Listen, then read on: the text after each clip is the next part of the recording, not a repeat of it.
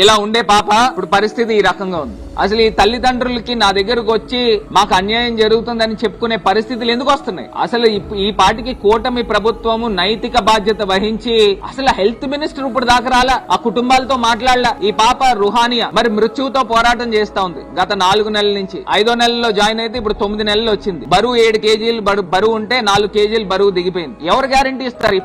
ఈ పాపకి జీవితానికి ఎవరు గ్యారంటీ ఇస్తారు? ఈ పాప పరిస్థితి ఈ రకంగా ఉంటే, ఇంకొకటి బాబు రిత్విక్ అనే బాబు ఈ రకంగా హాస్పిటల్లో ఉండేవాడు, ఇప్పుడు డిశ్చార్జ్ అయ్యి ఈ పరిస్థితుల్లో ఉన్నాడు, నడవలేకపోతా ఉన్నాడు. మరి అదే విధంగా క్రియేటిన్ లెవెల్స్ కూడా పెరుగుతా ఉన్నాయి. మళ్ళీ హాస్పిటల్లో మళ్ళీ తీసుకెళ్తా ఉన్నారు ప్రతి వారం రోజులకి 10 రోజులకి. తీసుకెళ్లినప్పుడు 1000 రూపాయలు ఖర్చు అవుతా ఉన్నాయి. దీనికి ఏమన్నా ప్రభుత్వం పెట్టుకుంటుందండి? డబ్బులు పెట్టుకోవట్లేదే, వీళ్ళు సొంత డబ్బులు ఖర్చు పెట్టుకుంటున్నారు. ఈయన డ్రైవర్ గా పనిచేస్తా ఉన్నాడు. మరి ఎక్కడి నుంచి తీసుకొస్తారు డబ్బులు? ఏ రకంగా తీసుకొస్తారు? ఇప్పుడు మీరు ప్రతిపక్ష నోరులు నొక్కుతా ఉన్నారు, ఏదైనా ప్రశ్నిస్తా ఉంటే కేసులు పెడతా ఉన్నారు. మరి ఈ యొక్క ఘటన గురించి సమాధానం చెప్పాలి కదా.